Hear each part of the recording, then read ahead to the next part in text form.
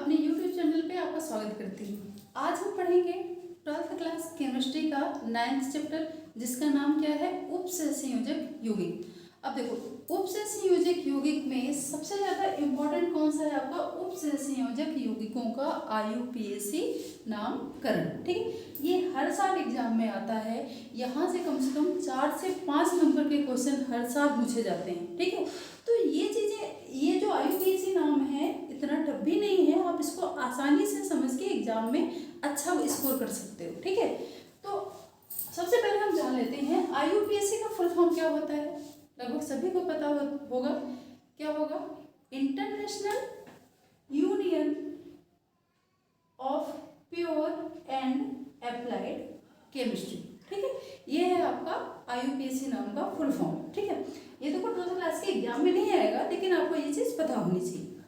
अब इसका IUPAC नामकरण करेंगे तो सबसे पहले ये जो उपसंयोजक कंपाउंड है, ये कई भागों में डिवाइड होता है। ठीक है, तो सबसे पहले जो ये वाला पार्ट है, ये वाली धातु है, इसको हम क्या बोलेंगे, केंद्रीय धातु। ठीक है, और ये जो छोटे ब्रैकेट के अंदर है, इसको बोलते हैं लिगेंड कंपाउंड। ठीक है, तो ये आपका क्या है, लिगेंड। ठीक है, अब इसमें ये तो आपको अगर हम पूरे ब्रैकेट की बात करें तो ये आपका हो जाएगा, इसको बोलते हैं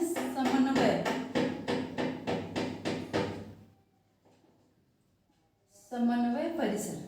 ठीक है, अब ये जो आपकी ब्रैकेट के बाहर ये जो आपका आयन दिख रहा है, ये आपका होगा ऋणात्मक आयन।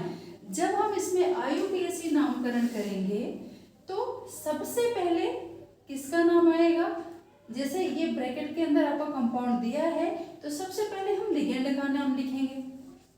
ठीक है, तो यहाँ पे सबसे पहले लिगेंड का नाम, फिर इसके बाद केंद्रीय धातु, और लास्ट में एक चीज याद रखना, मान लो यहाँ पे आपका ये है K3, फिर यहाँ पे Cr और NH3O6। ठीक है, ये दो तरह, इसको बोलते हैं आयनिक परिसर। ये यहाँ जब कोई धातु प्रेजेंट होती है तो ये आपको कहलाता है आयनिक परिसर। इसमें भी सबसे पहले क्या होता है कि जब इस तरह से कोई धातु ब्रैकेट के बाहर मौजूद रहेगी तो सबसे पहले हम किसका नाम लिखेंगे, जो ब्रैकेट के बाहर है, इसके बाद आपका लिगेंड, इसके बाद केंद्रीय धातु। ठीक है, लेकिन मान लो यहाँ पे भी आयन है, यहाँ पे K3 है, यहाँ पे आपका हमने कर दिया Cl2। ठीक है, उस कंडीशन में सबसे पहले किसका नाम होगा, जो प्लस में होगा। ठीक है, ये धनात्मक आयन, तो यहाँ से शुरू करेंगे पोटेशियम, इसके बाद आपका लिगेंड का नाम आएगा, इसके बाद केंद्रीय धातु आएगी, और फिर इसके बाद धनात्मक आयन का नाम आएगा।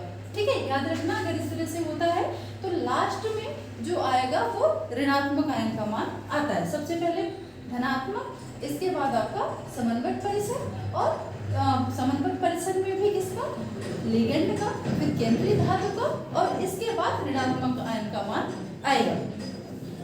अब इसी में एक चीज और याद रखना, जब इसका नाम लिखने लगेंगे तो हम यहाँ पे ये नहीं लिखेंगे कि ट्राई पोटेशियम या डाइक्लोराइड। ठीक है, हम यहाँ पे सिर्फ पोटेशियम लेंगे, पोटेशियम, इसके बाद लिगेंड, इसके बाद आपका केंद्रीय धातु, और इसके बाद जो ये आपका ऋणात्मक आयन आएगा, इसमें भी इसकी संख्या हम नहीं लिखेंगे।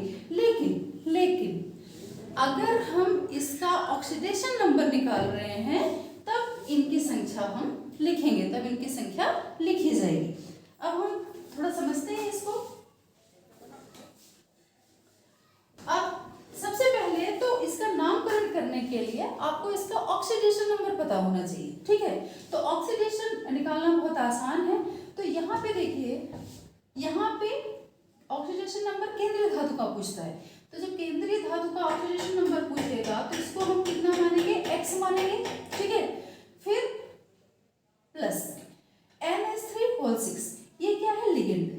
तो आपने ये चीज पढ़ी होगी कि जो लिगेंड होते हैं वो 3 तरह के होते हैं, एक धनात्मक, ऋणात्मक और उदासीन। ठीक है, तो जो ये अमोनिया है ये किस में आता है, उदासीन लिगेंड में, और उदासीन लिगेंड का मान मान कैसा होता है, 0। कितना होता है, 0। तो यहाँ पे x प्लस इसका मान, अब यहाँ पे NH3 0 इंटू लिगेंड कितने हैं, 6, 0 इंटू 6, ठीक है, और प्लस Cl3, ठीक है। तो यहाँ पे ये किसमें है, क्लोरीन किसमें होता है, माइनस में, ठीक है, इंटू यहाँ पे इसकी संख्या कितनी है, 3, ठीक है। तो आपका कितना हो जाएगा, x प्लस 0, ठीक है, फिर यहाँ पे प्लस माइनस माइनस, तो यहाँ पे कितना हो गया, माइनस और 3, ठीक है। जब हम इसको उधर ले जाएंगे तो ये कितना हो जाएगा, x इक्वल टू प्लस का 3, ठीक है। ये हो गया आपको ऑक्सीडेशन नंबर निकालने का तरीका। अब इसका नाम क्या हो जाएगा, सबसे पहले हम यहाँ से शुरू करेंगे। तो ये क्या है, 6 है। अब एक चीज और याद रखना, अगर कोई भी धातु यहाँ पे 1 होगी, ठीक है, 1 है तो उसको क्या लिखेंगे, मोनो। अगर यहाँ पे लिगेंड मान लो यहाँ पे कितना है, 2, तो इसको क्या लिखेंगे, डाई। अगर यहीं पे कितना है, 3, तो इसको क्या लिखेंगे, ट्राई। यहीं पे 4 है तो क्या लिखेंगे, टेट्रा। 5 है तो क्या लिखेंगे, पेंटा। 6 है तो क्या, हेक्सा। 7 है तो हेप्टा। 8 है तो क्या लिखेंगे, ऑक्टा, ठीक है। 9 के लिए नोनेन और 10 के लिए क्या हो जाएगा आपका, डेका, ठीक है। तो अब यहाँ पे ये जो लिगेंड है, लिगेंड कितना है, 6, तो यहाँ पे हम क्या लिखेंगे, हेक्सा। ये क्या है, एमीन, हेक्सा एमीन। फिर ये आपका क्रोमियम। अच्छा, एक चीज थोड़ी सी यहाँ पे एक बात आपको बतानी थी कि जो आपका ये समन्वयक संख्या है, तो जब यहाँ पे थोड़ा सा ध्यान दीजिएगा, यहाँ पे मान लो कोई धातु यहाँ पे प्रेजेंट है, पोटेशियम हो गया, ठीक है, और फिर इसके अंदर क्या लिखा है, क्रोमियम, फिर इसके अंदर आपका क्या लिखा है, NH3 6, ठीक है, 6, ठीक है। तो अगर यहाँ पे कोई आयनिक धातु प्रेजेंट है तो ये आयनों में डिवाइड हो जाएगा, यहाँ पे ये प्लस और यहाँ पे ये माइनस। जब इस तरह से होगा तो जो ये केंद्रीय धातु, अगर ये पोटेशियम यहाँ पे ब्रैकेट के बाहर मौजूद है, तब ये प्लस में डिवाइड हो जाएगा, इस पूरे समन्वयक परिसर को हम माइनस में डिवाइड करेंगे, तब जो आपकी ये केंद्रीय धातु है ना, उसका भी नाम चेंज हो जाएगा, ठीक है। जैसे यहाँ पे अभी हम क्रोमियम लिख रहे हैं, तो अगर यहाँ पे इस तरह से प्रेजेंट होगा तो इसका नाम हो जाता है क्रोमेट, ठीक है। तो ये चीज ध्यान रखिएगा।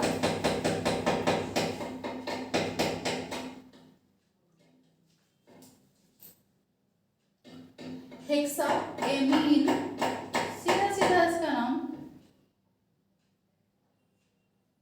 क्रोमियम, और फिर इसकी संख्या कितनी है, 3। तो यहाँ पे हम नाम लिखते समय इसकी संख्या नहीं लिखेंगे। अच्छा, क्रोमियम, फिर हमने ऑक्सीडेशन कितना निकाला था, 3, तो इसको रोमन संख्या में लिखेंगे कितना, 3। और ये क्या है आपका क्लोराइड, ठीक है, ये इसका नाम हो गया। अब हम इसी तरह से इसका निकालेंगे। तो जैसे यहाँ पे, अब यही चीज मैंने यहाँ पे आपको बताई थी कि जब कोई आयनिक धातु यहाँ पे मौजूद है ब्रैकेट के बाहर, तब यहाँ पे केंद्रीय धातु का नाम चेंज हो जाएगा, ये वैसे नहीं होता। अब इसका नामकरण करेंगे तो सबसे पहले इसका हम ऑक्सीडेशन नंबर निकालते हैं। तो यहाँ पे आयरन का निकालना है, तो K3, पोटेशियम कितना है, 3 प्लस X। फिर यहाँ पे आपको ऑक्जिलेट है, तो ऑक्जिलेट देखो यहाँ पे लिगेंड 3 है, लेकिन इसकी वैलेंसी कितनी होती है, -2। हम अगले वीडियो में ये चीज आपको लिखवा देंगे कि मतलब किसकी वैलेंसी कितनी होती है। अगर लिगेंड में ये चीज आपको ध्यान नहीं रहेगी तो फिर आगे IUPAC नाम करने में आपको दिक्कत होगी, ठीक है। तो यहाँ पे इसकी वैलेंसी कितनी है, -2। तो यहाँ पे हम क्या करेंगे, प्लस -2 इंटू 3, ठीक है। तो 3 प्लस माइनस 3 दूनी 6। अब 6 में से 3 गए, कितना आ गया, -3। तो x इक्वल टू कितना आ जाएगा आपका 3। ये आ गई क्या ऑक्सीडेशन नंबर। अब यहाँ पे इसका नाम लिखेंगे, तो नाम लिखेंगे तो क्या, सबसे पहले हम, अब यहाँ पे चूंकि ब्रैकेट के बाहर आपका पोटेशियम आयन प्रेजेंट है, तो हम यहाँ पे सबसे पहले किसका नाम लिखेंगे, पोटेशियम का, पोटेशियम, ठीक है। फिर आपका ऑक्सीलेट कितने हैं, 3, तो यहाँ वो लिगेंड कितने हैं, 3, तो यहाँ पे क्या हो जाएगा, 3 के लिए ट्राई, ट्राई। अब ये किसमें है, माइनस में, तो जो लिगेंड ऋणात्मक, जिस लिगेंड में ऋणात्मक आयन होता है या वो मतलब माइनस आयन होता है, तो वो उनके नाम के लास्ट में क्या लग जाता है, ओ, ठीक है। तो यहाँ पे हो जाएगा ऑक्सीडेटो, ट्राई, क्या हो जाएगा आपका, ऑक्सीडेटो, ठीक है। और ये आपका क्या है, ये चीज हमने बताई थी ना कि जब इस तरह से प्रेजेंट होगा तो ये प्लस में और ये पूरा माइनस में। तो यहाँ पे जो ये आयरन है ये किसमें, फेरस है, ये किसमें चेंज हो जाएगा, फेरस, हाँ। इसमें जो केंद्रीय धातु है इसके लास्ट में क्या लग जाता है, 8, तो यहाँ पे आपका क्या हो जाएगा, ऑक्सीलेटो, ऑक्सीलेट, पोटेशियम ट्राई ऑक्सीलेटो, फिर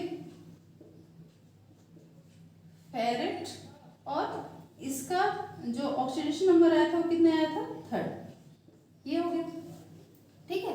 तो ये चीज याद रखना।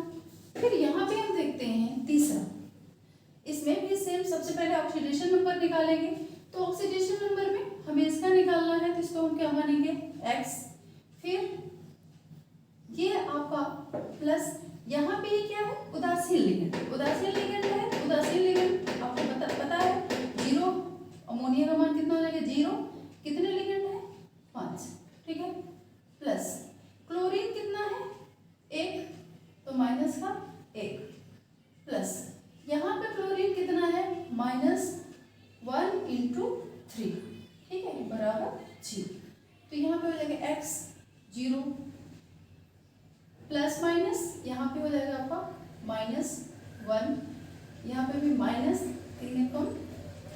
ठीक है, इसका टू 0, फिर यहाँ पे ये इसमें घट जाएगा, ठीक है, तो आपका कितना हो जाएगा, -2, तो x इसका टू कितना आ जाएगा आपका 2, मतलब कोबाल्ट का जो ऑक्सीडेशन वो वैलेंसी है वो कितनी आ गई, 2। अब इसका नाम लिखेंगे, ठीक है, तो नाम लिखेंगे तो सबसे पहले ये आपका एमीन है, तो क्या आएगा, कितनी संख्या है इसकी, 5, तो पेंटा, 5 के लिए क्या लिखते हैं, पेंटा, पेंटा एमीन, ठीक है, इसको क्या लिखेंगे, पेंटा एमीन, फिर क्लोरो, फिर क्लोरो के बाद आपका केंद्रीय धातु, तो केंद्रीय धातु आएगा, तो ये कोबाल्ट, कोबाल्ट कितना आया था, रोमन संख्या में 2, ठीक है, और बाहर क्या है आपका, क्लोराइड, ठीक है ना, इस तरह से करते हैं। फिर ये आपका लास्ट वाला हो गया, सब में आपको इसी तरह से करना है, बस इस चीज का ध्यान रखना है कि अगर यहाँ पे 2 या 2 से अधिक धातुएं प्रेजेंट हों, तब भी जैसे समन्वय संख्या के समन्वय परिसर के अंदर इस तरह से धातुएं प्रेजेंट है, तो सबसे पहले लिगेंड यहाँ पे जो होगा, इसके बाद उसके बाद कोई भी, जैसे यहाँ पे आपका क्लोरीन आया ना तो उसका नाम, फिर आपका आएगा केंद्रीय धातु का नाम, और जो आपका ऋणात्मक आयन है उसका नाम सबसे बाद में आता है, ठीक है। अब यहाँ पे देख लीजिए, इसमें भी सबसे पहले इसका ऑक्सीडेशन नंबर निकाल लेते हैं, तो निकल x प्लस, ये भी क्या है, उदासीन लिगेंड है, तो 0 × 4 = 0, तो यहाँ पे क्या आ जाएगा, x का मान कितना आ जाएगा, 0, मतलब इसकी समन्वय संख्या कितनी हो जाएगी, मतलब वैलेंसी कितनी हो जाएगी निकल की, 0। अब इसका आयुपीएसी नाम करेंगे, तो सबसे पहले क्या आएगा, 4 के लिए कितना है, टेट्रा, टेट्रा, ये आपका क्या है, कार्बोनिल, ठीक है, तो यहाँ पे आ जाएगा टेट्रा कार्बोनिल,